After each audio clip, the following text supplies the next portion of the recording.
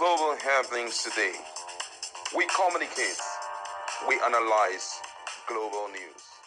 Stay tuned. Hello, beautiful people. Welcome back to Global Happenings Today YouTube channel.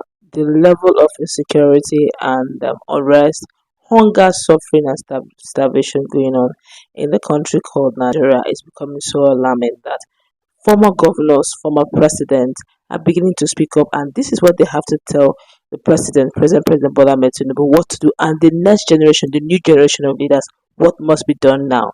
But the question is, will they be taken? We're going to find out in a moment. But before we do that, kindly subscribe to our channel by clicking on the red subscribe button beside it. You see a bell notification icon. Please go ahead, click on it to get notified as soon as we update our channel on YouTube. This is coming from the former president of Nigeria, Chief Olusegun Obasanjo, the former president. According to him, he said that insecurity had made the country a dangerous place, filled with so much suffering and hunger. Now, the former president said to get things right, the leadership has to wake up to its responsibilities in order to create a better world for all Nigerians. Now, while asking Nigerian leaders to reevaluate the word, he said, and I quote him word for word, "How do we reevaluate the word?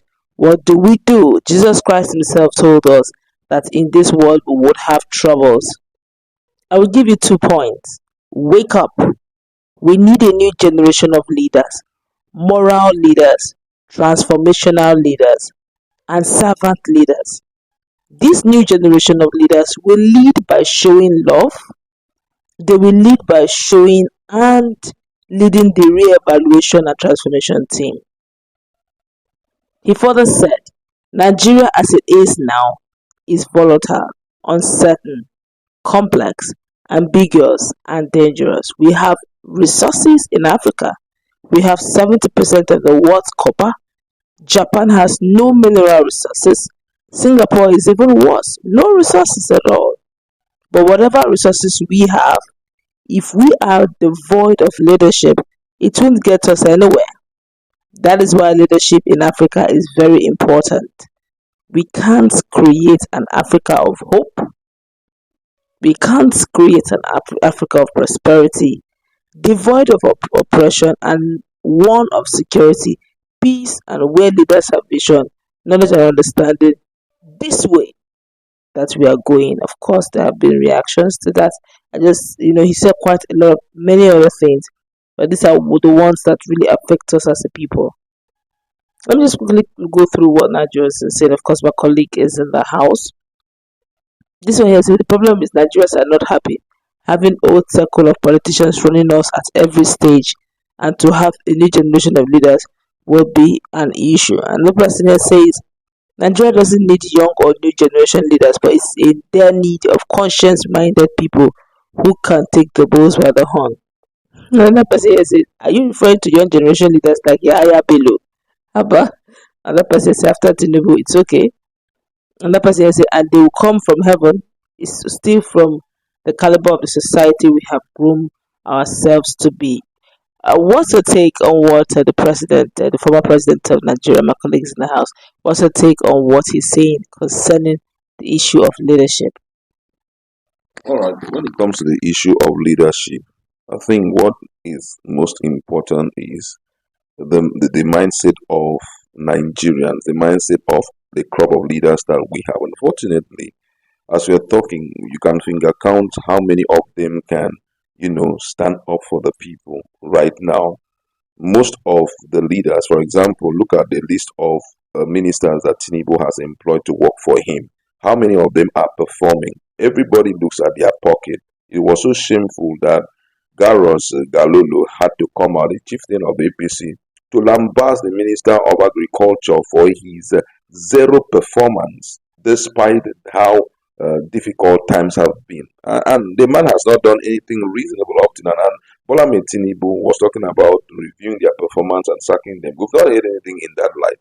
So now, if all the crops of leaders that he brought him to help salvage the situation cannot even give in something reasonable, then when we're talking about people who will lead us in the nearest future, we need people who are being mentored by the likes of Peter Obi. who are selfless.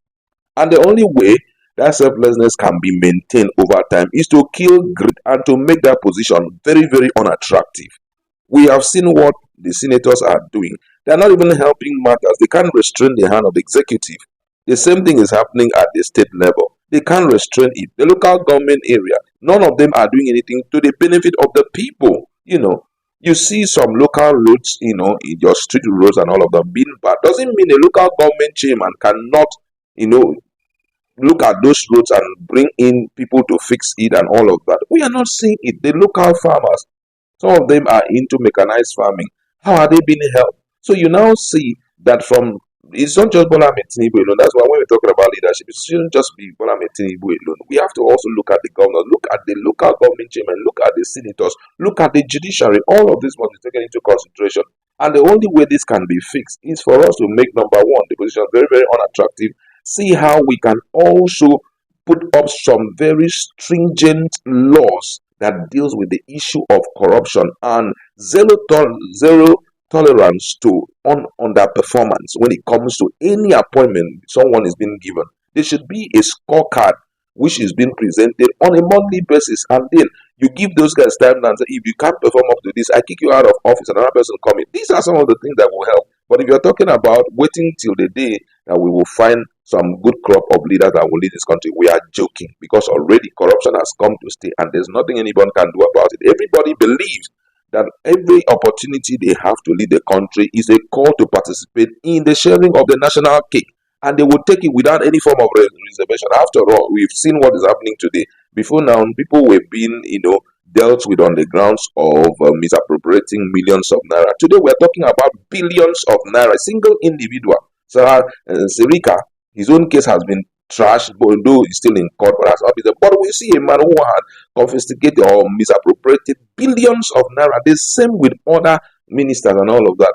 Before we know, the new crops of leaders will take it to trillions of naira and sometimes zillions of naira. You can imagine this. So, what we are looking at is not just crop of leader. We are looking for people who are being regulated by the law. The president must make sure that he stands by the law. An event of you misappropriating, this law will go against you. And before such law can be made, we need to also see how we can bring in senators who do not have stains, lawmakers who do not have stains on their body. The corrupt ones in there who have cases with EFCC will never support any form of law that will fight against corruption in this country, because they know they are going to be the first culprits. You understand? So that's just the situation we have found ourselves.